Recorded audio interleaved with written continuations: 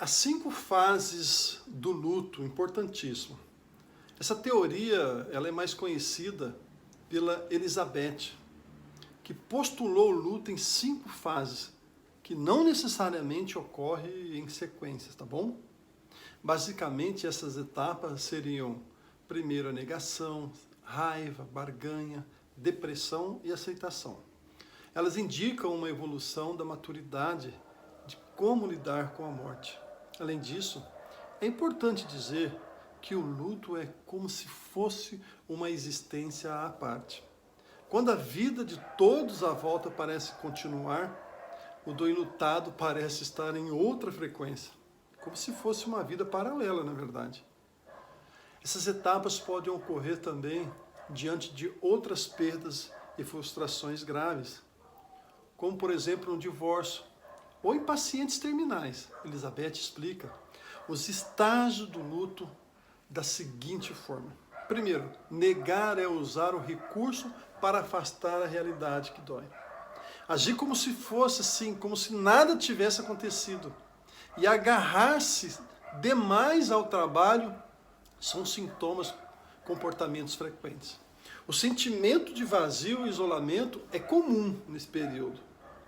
No segundo estágio, da raiva, é comum procurar um responsável pela dor e não aceitar a impotência diante da morte. Ocorre a oscilação entre os sentimentos de raiva e culpa. Ou seja, ora a energia da dor é dirigida a um objeto de fora, a raiva do médico, do hospital, de alguém que esteja ligado direta ou indiretamente à morte. Em outros, a responsabilidade da dor é autodirigida. Se eu tivesse chegado mais cedo, se eu deveria ter percebido os sinais, trazendo culpa. A raiva, nesse caso, pode aparecer de forma extrema, com excesso de ira, violência, agressividade ou amargura.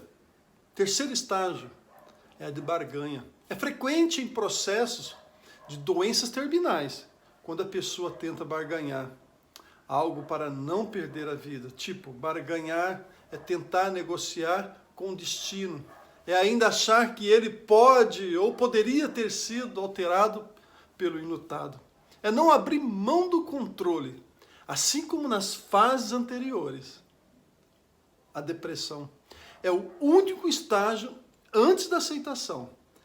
Quem se deprime sai da condição de controlador do destino e passa a reconhecer as limitações humanas, a tristeza, a desesperança, perda de sentido, a amargura frequentemente acompanham esse momento. Se a pessoa passa a ter alterações de sono e apetite, se não encontra mais motivações para fazer nenhuma atividade, se chora muito ou permanece apática, se fica amargurada e possui pensamentos negativos que não consegue controlar, enfim, o enlutado que estiver em sofrimento pode contar com algum profissional desde o início do luto. Entretanto, se os sintomas permanecerem ou se intensificarem após meses, o fundamento, acompanhamento, pois aí você vai para a aceitação, que é capaz de ver, tocar, falar sobre a morte e ao mesmo tempo deixá-la ir para onde tiver que ir. Aceitar não é não sentir dor, esquecer a morte, mas é modificar o espaço da dor dentro da pessoa.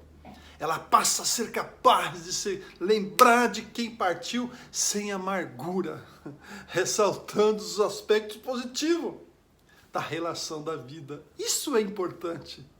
Só assim você estará no estágio da aceitação. Te vejo no próximo vídeo.